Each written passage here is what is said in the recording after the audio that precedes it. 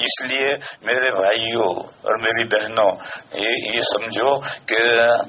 حق بات فوراً قبول کر لینی چاہیے، لیکن دین کے نام پر جو بھی بات پہنچے اس کو فوراً مان لینا یہ ٹھیک نہیں ہے۔ آج کل جو یہ میڈیا، پرنٹڈ میڈیا ہے اور واٹس ایپ کا زمانہ ہے، اس میں تو اتنی باتیں غلط چل رہی ہیں کہ وہ خدا کی بنا۔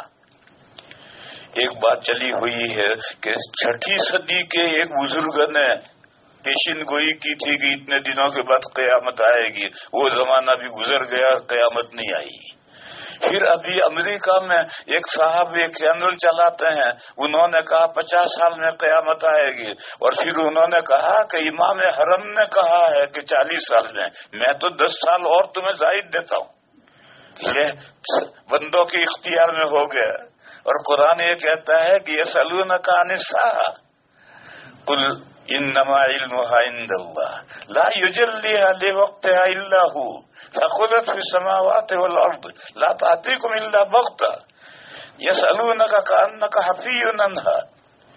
تو قرآن تو یہ کہتا ہے کہ اللہ کے علاوہ کسی کو اس کا پتہ نہیں ہے، اور وہ امریکہ میں چیلنج چلانے والے کو پتہ چل گیا کہ 50 سال کے بعد قیامت آئے گی، اور حوالہ کیا ہے کہ امام حرم نے کہا ہے کہ 40 سال کے بعد قیامت آئے گی، حالانکہ امام حرم نے کچھ نہیں کہا، یہ بھی جھوٹ اس نے چلایا ہے۔ تو ایسی باتیں جو ان واٹس ایپ پر آتی ہیں، بولیں تو واٹس ایپ دیکھو ہی مت، اور دیکھو تو پھر ہر بات پر تحقیق کے بغیر یقین مت کرو، اور جب یقین تحقیق ہو جائے کہ یہ بات قرآن سے ثابت ہے اور حدیث سے ثابت ہے، فقہ سے یہ بات واضح طور پر ثابت ہے، تو پھر بے تکلف فوراً مان لینے کا، اس میں پھر دیر نہیں کرنے کی۔ پھر یہاں یہ بھی یاد کر رکھو، قرآن کریم کا تو ہر حرف، ہر کلمہ زبر اور زیر پکا ہے، اس میں کوئی تبدیلی ادنا نہیں ہوئی۔ لیکن میرے بھائیوں اور میری بہنوں، حدیثوں کا یہ حال نہیں ہے۔ حدیث ہے نبی پاک صلی اللہ علیہ وسلم کا کلام ہے،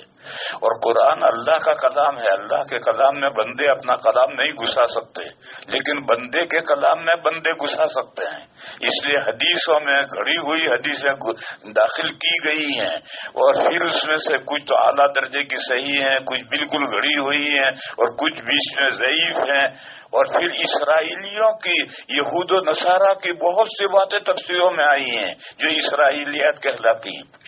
اس لیے یہ جو باتیں آتی ہیں تحقیق کے بغیر اس کو نہیں ماننا چاہیے، تحقیق ہونے کے بعد میں دیر نہیں کرنی چاہیے۔ تو